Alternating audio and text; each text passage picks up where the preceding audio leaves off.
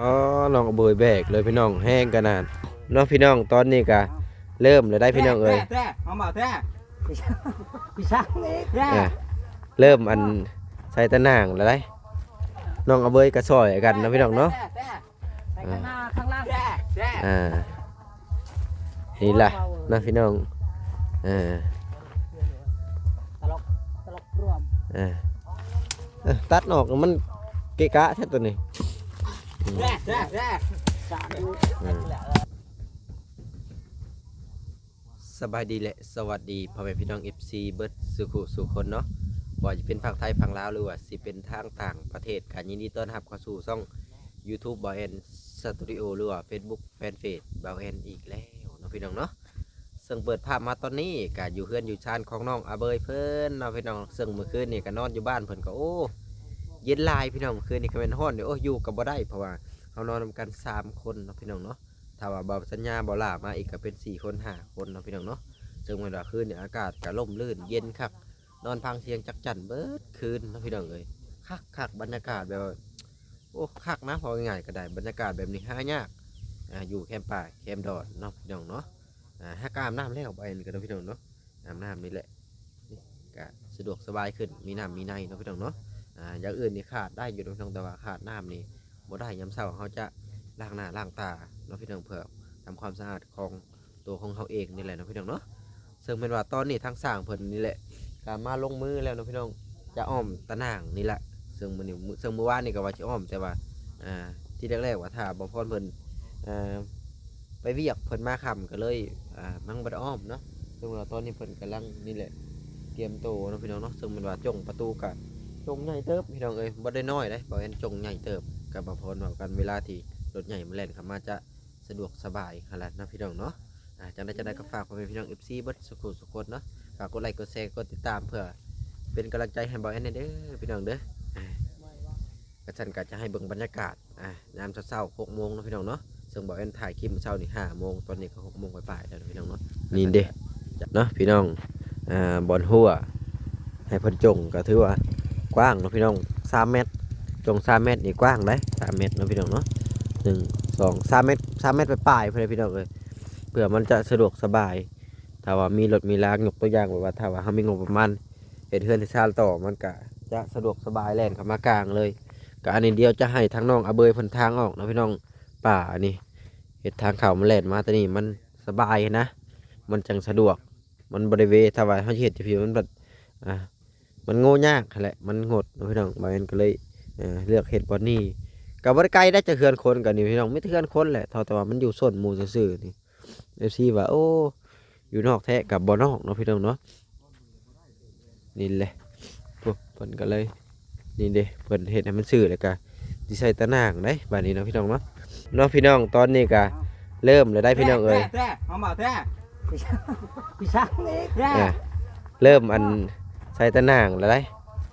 น้องเอาเบยก็ซอยกันเนาะพี่น้องเนาะใส่ข้างหน้าข้างล่างนี่ล่ะนะพี่น้องตลกรวมตัดออกมันเกะกะแท้ตัวนี้สามในสร้างก็มาแต่เช้าแกะเบยแกะคำบอกแท้แปลว่าหยังบ่นักบ่แต่นี่นั่นอันตะเนาะนั่นอันตะอะไรแต่บ่อันตะคำบอกเห็นว่าเป็นกะว่าอันนี้เนาะพี่น้องเห็นว่าแอนแปลบ่เป็นก็ได้จะหน่อยจะไปเฮียนมาก่อนปิ้นตะไคร้มากกว่าปิ้นทางใหญ่มันไปพุ่นปิ้นทางใหญ่มันไปพุ่นอ้าวโอเคปิ้นทะเลโอเคข้องบ่ปิ้นอันทางนี้อันไหนได้ก็ได้อันไหนมันไปรำตะไปเอาลูกแท้ตะวันฉากประชางออกไม่แค่ลูกว่าจะดีแปลเอาเด้อพี่น้องอันผู้ใดอยู่สุรินทร์เนาะเพิ่นน่าจะฮู้จัก FC สุรินทร์เฮาทางฝั่งไทยเนาะพี่น้องเนาะแต่ว่าบ่แอนนี่มึนตึ๊บแหละเพิ่นเว้านี่เนาะพี่น้องถ้าว่า FC ทางสุรินทร์น่าจะเข้าใจ นี่แหละน้องกับเบยก็ซอยกันเนาะพี่น้องคนละไม้คนละมือนั่นดิมันก็บ่ยากดอกอันนี้กิ้งใส่เลยนี่ก็ตอกปักปลาหลุดถังคนบางคนแห่งคนตุ้ยทำเนาะพี่น้องคนแค่ใหญ่หนึ่งนั่นเด้ อย่าเพิ่งบ่ใช่นั่นบ่ บ่ได้ใส่ เพราะว่าสิให้กัน ใส่กันใส่ข้างในเด้อใส่ข้างในแม่นตอกข้างในแปะข้างใน ใส่กับอันนั้นเลย แม่นกับเชาเลย ตัวนี้ใส่เบิ่งนี่ ใส่ข้างในคือกันตอกใส่เลย ไปตัดไม้ไปสั่ง ไปตัดไม้มาค้ำจ้ายบ่ให้มันฮุบเข้ามาไป นี่ มันมีหลายข้างอยู่เด้ บ่จะนอกก็จะตักก็ได้ตัดตัวนี้ก่อนไม่ให้สิได้ นี่แหละ นี้มันกดเลย คดก็ได้อยู่ได้ข้ามใส่กันไม่ใช่แหละโอเคแม่แล้วไปใช่แหละเอาขึ้นยับขึ้นหัวมันเลยก็ได้ยับขึ้นอีกโอเคไปใช่แหละแม่นแบบนี้ตะปูใหญ่บ่ตัดไป โอเค ทำได้มงได้ ตัดข้างเดียวเขาจะตัดข้างใดก็ตัดข้างนั้นเลยมันจังบ่อยากตัดช่องทาง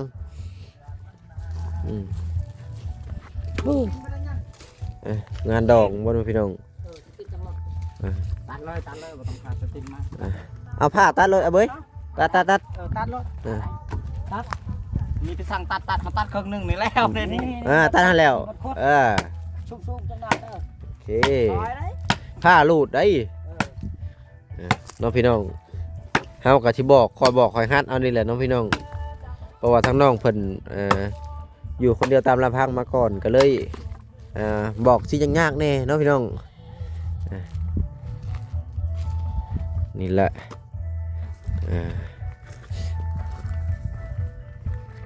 โอเคป้าหาแล้วใส่ถึงเลยก็บ่ใส่ลุ่มนี่แหละแม่นนี่ใส่นี่ให้มันเสริงๆกันนั่นแหละมันจังบ่เจ็ดมาทางเหนือยำลงอีกหน่อยนึงโอเคตัดบัวก่อนบ่มีตะปูใหญ่สิครับมีบ่เบิดแล้วถ้าบ่พอดเอามาก่อนตะปูแว่นี่สั้นโพดเนาะบ่เอาตอกตะหนางนี่สั้นโพดน่าจะได้อยู่ตะปูแว่เขาตอกจำเลยผมไปตอกมาผมไปตอกถ่าเพิ่นไปแล้วเขาก็ต้องตอกซ้ำอีกทีหนึ่งไปเบ้ยไปย่อเท่านี้ขึ้นเนอะขึ้นไว้ก่อนอิงไว้ก่อนมันจังย่อสบายมันจังบนักอิงใส่เท้าตัวนี้ไว้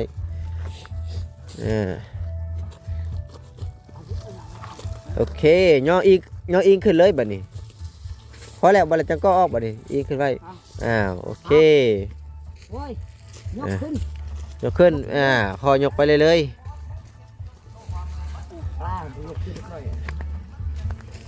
อันเดียวโอ้คักบาทนี่ตอกจิกไว้ซะก่อนก็ได้นี่บ่ให้มันล่มจิกแล้วก็ดึงพี่อ้ายมาจิกอันดอกหนึ่งก็ได้จิกไว้ซื่อๆพอมันอยู่นะพอมันบ่ล่มโอเคแล้วก็มาจิกบนกลางนี่แล้วก็ดึงเข่งบาดนี่บ่จิกที่ก็ได้การมันล่มซื่อดึงสิโอเคดึงมาเลยบาทนี่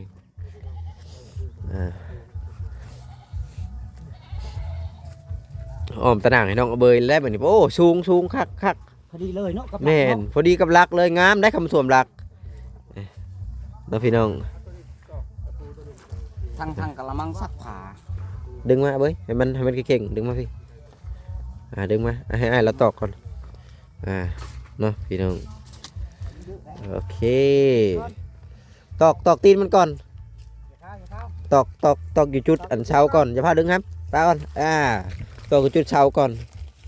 จาก3-4 ดอกแบบนี้บ่แม่มันชักก็ได้จับไว้เอาที่เกาะไว้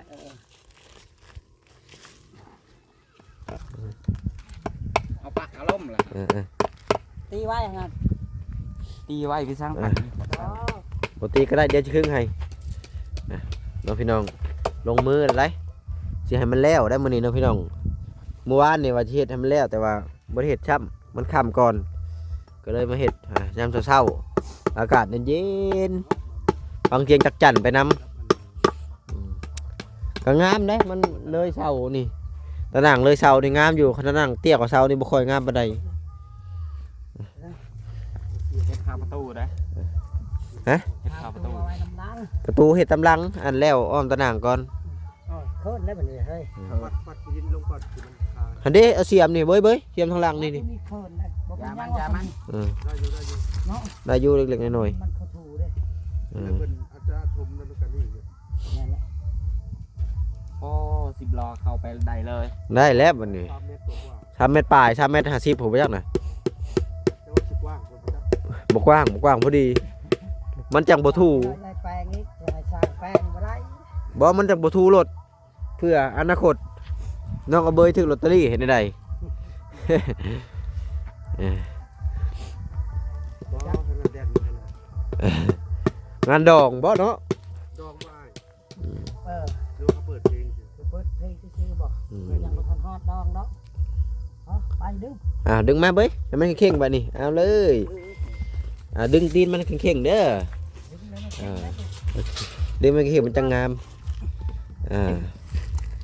เนาะพี่น้องอันเดเป็นคือการน้องเอาเบยก็คอยบอกคอยฮาดคอยสอนไปนี่แหละเนาะพี่น้องคนเฮาต้องเรียนรู้ทุกอย่างต้องเรียนรู้เนาะพี่น้อง เด้อ เอาเสร็จก่อนเสร็จนะเสร็จเดียวได้อยู่แล้วว่า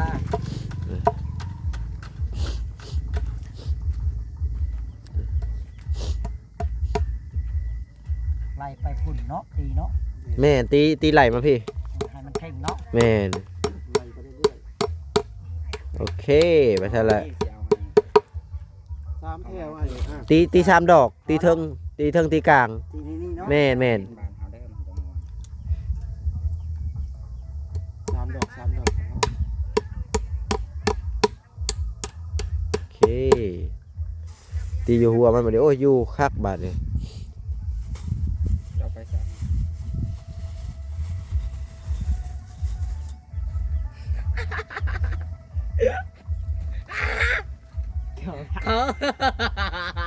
น้องเอาเบยม่วนเนาะพี่น้อง ยับจะดีอ้าย ม่วนได้ตะนังใส่หัวมันเลยใส่หัวเลยโอเคม่วนได้ตะนางพี่น้องน้องเพิ่นม่วนได้ตะนางเออ ดีใจแล้ว ดีใจแล้วเมื่อคืนเนี่ยก็มีหมู่นอนนำกัน3 คน เขาเฮ็ดให้งามๆยังบ่ดีใจเท่าไหร่ บ่ได้นะ บ่ได้ มันย่าง2 คนฟังมันย่างไป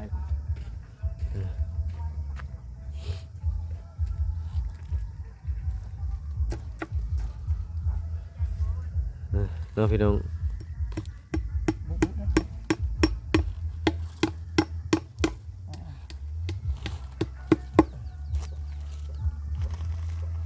เพียงจิตเลยบัดนี้คักนี่ก็ปลอดภัยขึ้นอีกในระดับหนึ่งได้ซุมบอแอนอยู่ในนี่ก็ได้ มีหัวก่อน มีหัวก็ปลอดภัยอีกระดับหนึ่งแล้วก็หลังจากนั้นก็จะปิดบ่อนตะนางทั้งหน้าให้น้องพี่น้องก็สะดวกสบายขึ้นแปลว่ามันก็คนก็จะบ่ได้ล่วงถ้าว่าคนล่วงเข้ามาอีกก็จะเว้าอีกปัญหาหนึ่งได้ถ้าว่าคนล่วงเข้ามาในหัวกลางค่ำกลางคืนเนาะ แม่นแล้ว กลางเว้นนี่ยังใครเนี่ยกลางคืนนี่เพราะว่าอีกอย่างหนึ่งเลยได้ทางตีนมันนะทางตีนมันเกาะกันไว้เห็นได้ปลดออกเลยปลดมันคาอันหนึ่งกันเห็นได้ให้มันเป็นคาตีนมันอันหนึ่งปลดออกมาย่อขึ้น คักแล้วมัน คักไว้นี่ แค่ก็ดี3 ดอก เห็น3 ดอกคำดอกไปเลย เฮ็ดตู้คนละที คักได้พวกอันแบ่พวกอันเข้าบ่ได้ได้เขาเห็นไปสินะเดี๋ยวอันมีงบประมาณซื้อต้นบางไม้มาปลูกให้เพิ่น FC คอมเมนต์มาหลายอยู่ว่าอยากให้ปลูกต้นไม้แน่ว่ะ ต้นกล้วยต้นหยังต้นกล้วยต้นมะม่วงเพิ่นว่าแม่นนี่แหละนะพี่น้องโอเคเด้คนขยันจะมามีวันอดตายเพิ่นว่า สาวว่า ว้าวลิ้นเลยเนาะคนขี้ข้านโอ้ยให้นักเบียกเห็ดห้วยเป็นไผคือกันแหล้ว รถสางกะ พ่อเจ้าเอิ้นกิน เกี่ยวกับเสียน พอดีงามเลยละหัวมันวิดละหัวมันงามได้คำมันต่ำกว่าละหัวเนี่ยบ่ค่อยงามปานใดอันนี้มันวิดละหัวถือว่าเหมาะเจาะเบิ่งเออ ตัวนี้แหละงามกว่า เพื่อนลูกโจยมันละหัวมันจากสูงเนาะสูงต่ำสูงต่ เพื่อลูกช่วยรักหัว ำละหัวบ่เสมอนะฮะมันขึ้นลงขึ้นลง มันตัดแบบนี้ ตัดนะครับบ่ปานทาน แม่นก็มันต่ำละหัวต่ำแฮกเลยนะฮะแม่น50บ่ เขามีรถใช่ไหม มันชาว ตามแล้ว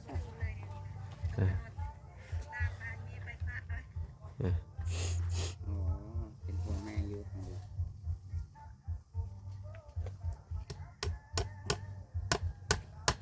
ดึกเราเกิดเอามันแข็งได้ เขามีรถรับส่ง อะไรตลก เอออารมณ์ดีอะไรน้องพี่น้องน้องเบอร์นี่ห้องเพลงไปนำอารมณ์ดีขนาดพี่น้องพออ้อมตะนางให้อารมณ์ดีหัวอักนี่แหละ โมแมนอารมณ์ดีย้อนหน้าอ้อมตอนนั้น อารมณ์ดีแล้วจังค่ะ มาจับ โอเคดึงเข่งไปซะแล้วมันจังบ่ยานแต่ยึงลง แห้งนะเว้ยนี่ แห้งแล้วปลาหลดถังแคนบักใหญ่นี่ ลองมางัดกล้าม เดี๋ยวจะงัดกล้ามกับน้องเอาเบยมันก่อน เบิ่ง โอ้โซ่กล้ามพี่น้อง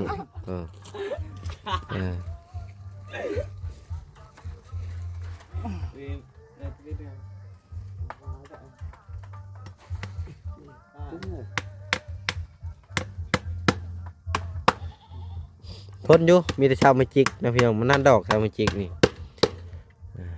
นี่แหละขักแล้วบ้านนี้นี่เหมาะเจาะ เจาะมา ออมเฮือดออมซานเลยได้มื้อแรงนี่ก็นอนอีกโอ้ยคักมื้อแรงนี่คืนนี่นอนบ่ค่อยรับปานใดหูเหงาเบิดคืนน้องเอาเบยกลก็เบิดคืนเมื่อคืนนี่ เจ้ากับโก้ มันก็เมื่อคืนโอ้น้องเอาเบยคือนอนรับแท้ว่ะ บ่รับไม่ได้แล้วได้ ในเฮือนในซานเนาะแต่ก่อนบ่ได้มีบ่นอนในง่าไม้ดีแล้วบ่ตกลงตกลงคอหางโอ้ย ตายซื้อตายซื้อ อันนี้ก็นอนซ้ำบ้านซ้ำเมือง แม่นมีน้ำในไฟพื้นใช่ น้ำบักนานก็มีจะได้มีรถมีล้าง แม่และมาพูดตัวดีก็มีรถมีล้างได้คอยบอกคอยสอนเนาะนี่แหละเฮาก็ไรเด็กน้อยบ่มีคนสอนเนาะเด็กน้อยเคยมีปมด้อยมาบ่มีคนสอนเราก็คอยสอนเอาเนาะพี่น้อง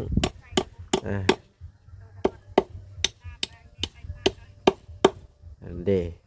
เอาดึง ดึงเบยดึงเอาmangออกอ้าว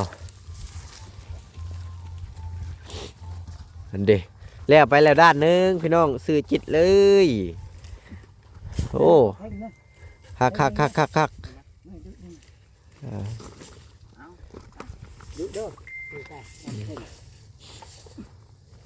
บริคำจ่ายไปก่อนน้องไอ้เข้าไปตอกก่อนไอ้พวกเราขึ้นนี่นะมันจะบ่ย่างงูถ้าตอกตำลังบ่นี่แหละทำชิปลูกเครื่องปลูกอะไรบาทนี้พี่นาวพี่เบ้ยอันเดคักโอ้ล่มได้ยาวอยู่เนาะ20 เมตรได้ผลว่าดีนะตะนางนี่20 เมตรยันสั่งตอกมือเขาเลยสั่ง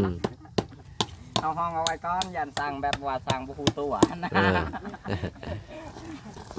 อารมณ์ดีขนาดพี่น้อง ยันสั่งบุคูตัวแบบลอกไปเรื่อยๆนะ สื่อจิตอันเดฟีย้อนตัวนี้ก่อนค่อยๆวัยรุ่นเอาพี่น้องบ่รักบ่เว้ย เปิดเพลงให้กำลังใจ บ่รักบ่ เอาเสียมมาสะลง เสียม โอ้โอ้ มันสูงเสียมก็เสียมมันจ่อๆแซ่บนี่ บ่ฮอดลัก ได้ นี่ ได้ นึง สูง หมอดบ่โอ้พอดีกระเทินเนาะฮะ ม้วนใหญ่นะ บ่ฮู้คือกัน กระเทินเลย เอาม้วนน้อยม้วนใหญ่เอาเห็ดก่อน มันไง มวนใหญ่บ่ฮอดบ่ มนน้อยอันนี้ฮะมนใหญ่พี่ตัวลุมพี่ มันน้อยบ่ โอ้ซาวไอ้นี่ กล้องเขาตัดมาจากหัด3เมตรเด้ 3 เมตร 3เมตรบ่เป็นหยังต่อเอา ต่อ ต่อเอามันเอา มีอันนั้น เอาตัวนั้นมาต่อเอาปิ่นลงเลย แล้วบางทีก็บางทีเราเป็นต่อเลยเนาะ เออ ต้องต่อจะเป็นว่าต่อ เป็นพิซักต่อได้ เออปิ่นลงเลยมุนนั่นน่ะมันลงเลย ต่อแบบมันเป็นลวดลายเดียวกันเลย ปล่อยรถลาวนี่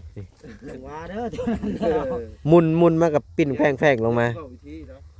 เดี๋ยวเอาต่อ ขุดลงให้มันเสมอ จะได้ด้านหนึ่งมาด้านหลังมัน ด้านหลังเฮือนน้องอเบยเนาะ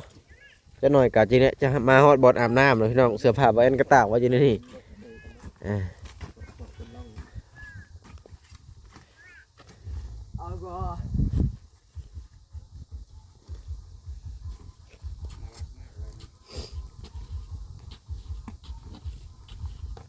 บรรยากาศพอดีทำนี่ให้เด็ดชวายในห้อนได้เห็ดเช้านี่พอดี อยู่กับพ่ออยู่ได้ไปฉี่ห้อมตะนางคืนนี่บอกแอนนอนฟังเสียงรถเว็บไซต์ก็จังมาจังนี่มาแล้วจอดคืนนี่ ใช่ มาแล้วก็จอดเลยครับเงียบแล้วก็จอดอีกดูละลาวจังดิ ได้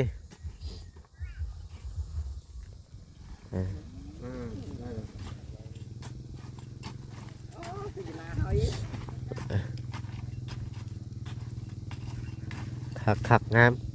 บอยแอนก็อยากมีเงินอยากซื้อไปเอาอ้อมตะนางเฮือนตัวเองพอได้คังเป็ดคังไก่อันนี้โหเฮือนบอยแอนฮะใส่ปีกแป้นนะพี่น้อง อยากได้อยู่อ้อมเฮือนกับประมาณโอ้ จับนะ ประมาณ3-4ก้อนนี่ก็น่าจะห้อมอยู่อ้อมเฮือนบอยแอนก็ได้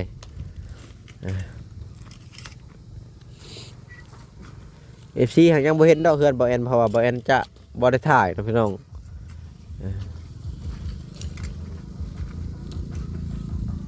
คักบัดนี้พี่น้องเอาเบยเพิ่นกะเดี๋ยวจะให้เพิ่นล้างถ้วยนะพี่น้องนี่เพิ่นแช่ไว้นี่ หน่อยนึงเดี๋ยวมันแล้วดีเด่น ฮอดอยู่ดึงมาให้มันฮอดน่าจะฮอดบ่ค่อยดึงเบยจับเทิงมันนี่จับพี่ไม้นี่ออกนี่ไม้ออกดูนี่ปลดออกแล้วก็มาตีปอกไว้อยู่พี่เลยตีปอกไว้อยู่แจพี่อันนี้ฮอดอยู่อันนี้โอ้มีเทคนิคนะอันนี้มีแต่ว่ารถถังเรื่อยใส่แต่แหงลายมันกับบ่ได้คือกันใส่แต่กำลังมันต้องเอา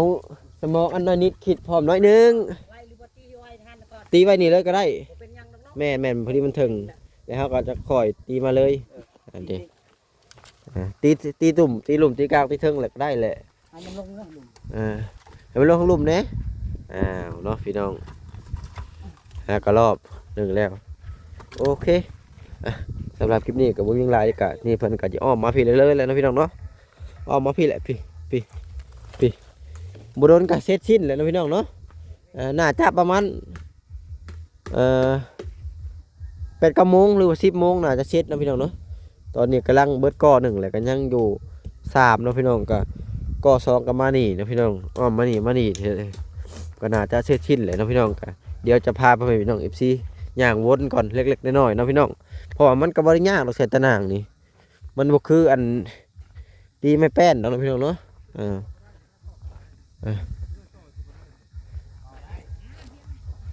พี่น้องนี่แหละประตูกันเนาะพี่น้องเนาะใหญ่พอสมควรเนาะพี่น้องเดี๋ยวก็จะเอาตัวนี้มาใส่นี่อีกแวบมานี่เนาะพี่น้องก็เสร็จชิ้นตอนนี้กำลังเสร็จชิ้นถ่าย1แล้วเนาะพี่น้องเนาะโอเคสำหรับคลิปนี้กับโบมียังหลายนะพี่น้องเนาะก็ไว้พ่อกันอีพีหน้าอีพีในเนาะพี่น้องเนาะไปหากินข้าวก่อนอยากเข้าเนาะพี่น้อง สวายเติบแล้วเอาไปก่อนสบายดีแหละสวัสดีพี่น้อง